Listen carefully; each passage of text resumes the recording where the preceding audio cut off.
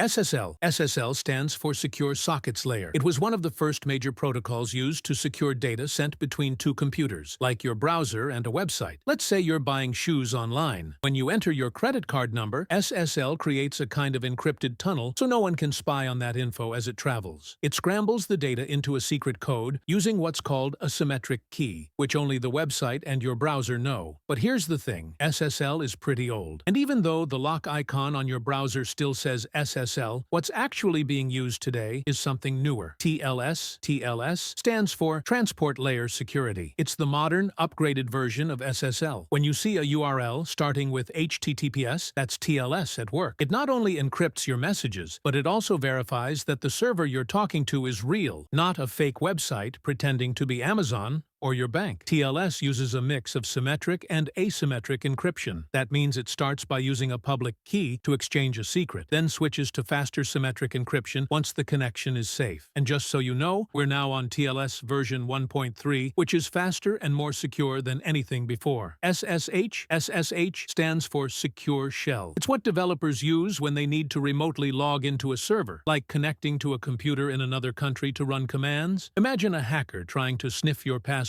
while you type it into a login screen. SSH stops that. It encrypts everything. The commands, the data, even your keystrokes. SSH keys are like digital locks and keys. You install a public key on the server, and your private key stays with you. If the keys match, you're in. Otherwise, no entry. That's why SSH is also used for secure file transfers using SFTP. IPsec. IPsec, or Internet Protocol Security, works at the IP layer. That's the part of the Internet that moves data from one address to another. Think of it like putting your letter inside a secure envelope before dropping it in the mailbox. IPsec adds encryption and integrity checks directly to the data packets. It's often used in VPNs to make sure nobody can read or tamper with your traffic while it travels across public networks. It can work in two modes. Transport mode protects just the message, while tunnel mode protects the entire packet. Tunnel mode is what VPNs usually use. WPA3. WPA3 is the latest Wi-Fi security protocol. It stands for Wi-Fi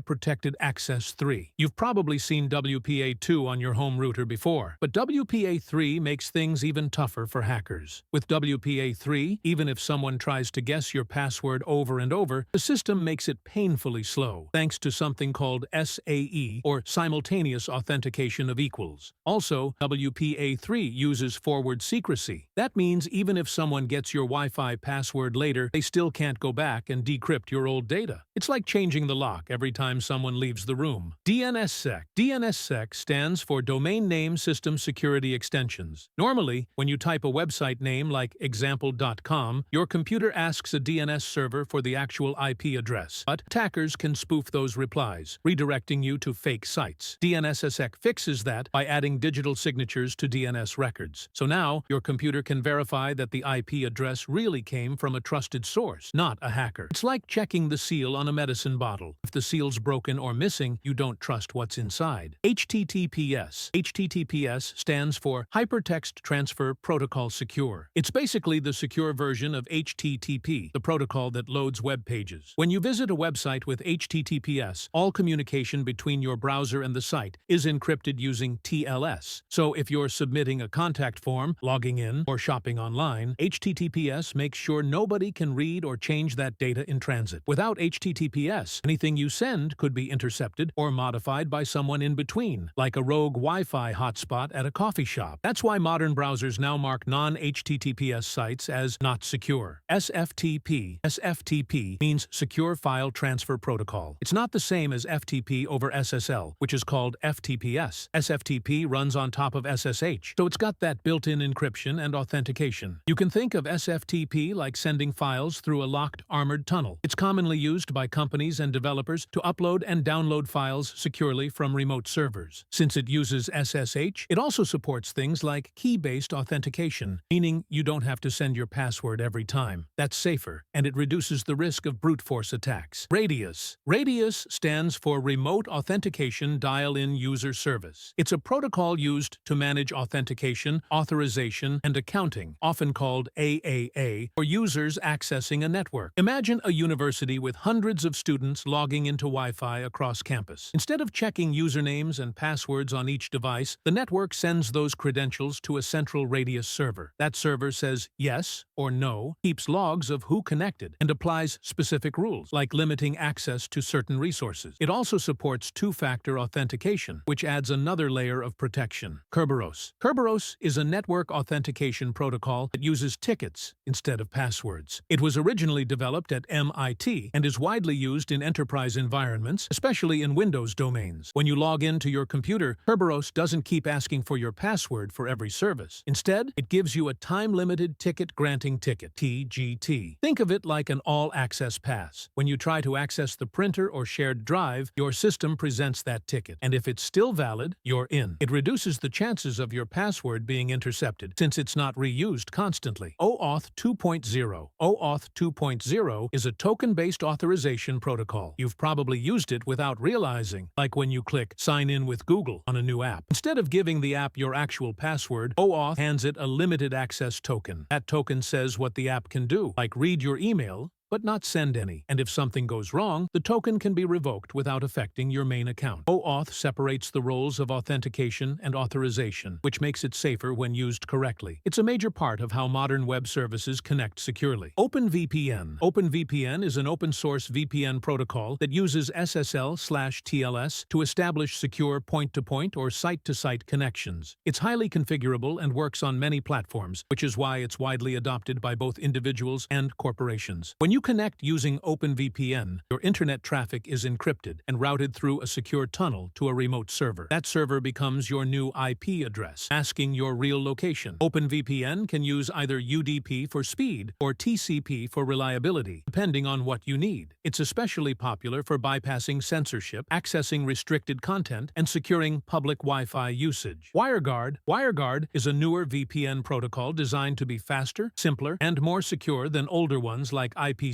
and OpenVPN. It uses state-of-the-art cryptography and has just a few thousand lines of code compared to hundreds of thousands in traditional VPN protocols. That means it's easier to audit and less prone to bugs or vulnerabilities. When you use WireGuard, it creates a secure peer-to-peer tunnel between two devices. It's lightweight enough to run smoothly on phones, routers, or even small IoT devices. And because of its speed and security, many VPN providers are now switching to it. 802.1x. 802.1x is a standard for controlling access to a network based on authentication. It's often used in enterprise Wi-Fi setups and wired Ethernet ports. When you plug in or connect to the Wi-Fi, 802.1x steps in to check if you're allowed in. It usually works with Radius and can use certificates or usernames and passwords to validate users. If you're not authenticated, you're blocked before you even get an IP address. This keeps unauthorized devices off the network entirely. Think of it like needing a keycard just to open the building door, not just to access individual rooms.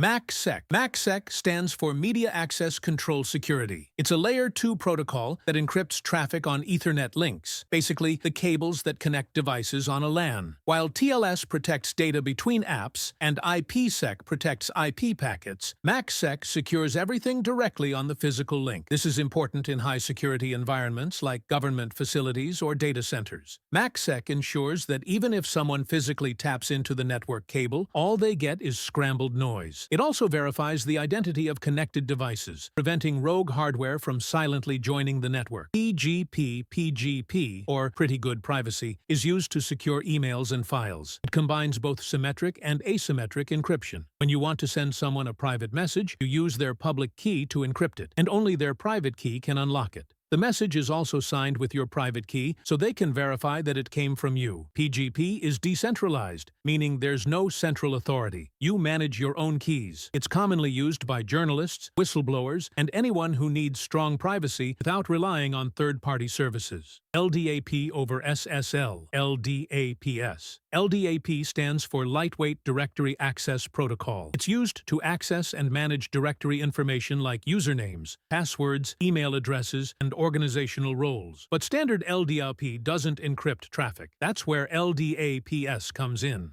It wraps LDAP in SSL or TLS to secure the connection. For example, when your computer checks with the corporate directory to see if your login is valid, LDAPS ensures nobody can eavesdrop or tamper with that exchange. It's often used with Microsoft Active Directory in enterprise networks to manage employee logins securely. SMIME.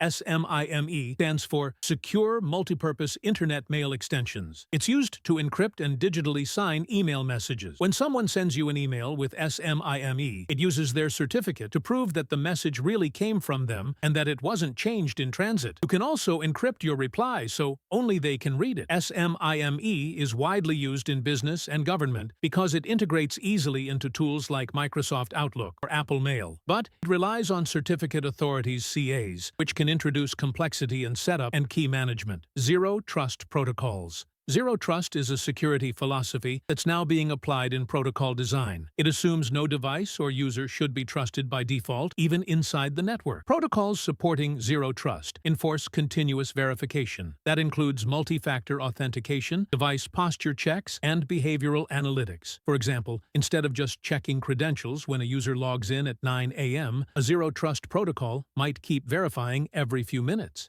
If your device location suddenly changes or a file transfer looks suspicious, it can cut access immediately. The goal is to limit lateral movement and reduce the blast radius of an attack. DTLS. DTLS stands for Datagram Transport Layer Security. It's basically TLS adapted for use with UDP instead of TCP. Since UDP is used in real-time applications like video calls and online gaming, DTLS brings encryption to those without introducing too much latency. Imagine having a secure video chat where every packet of data is encrypted, without the delays that would normally come from handshakes or retransmissions. DTLS is used in applications like WebRTC and VPNs that need speed and security at the same time. QUIC. QUIC stands for Quick UDP Internet Connections. Developed by Google, it's a transport layer protocol that combines the benefits of TCP, TLS, and HTTP2 all over UDP. It improves connection setup times, handles packet loss better, and provides built-in encryption. QUIC is used by major services like YouTube and Google Search. With QUIC, if you reload a web page or switch from Wi-Fi to mobile data, the connection stays up. It was designed to make secure web communication faster and smoother, especially on mobile networks.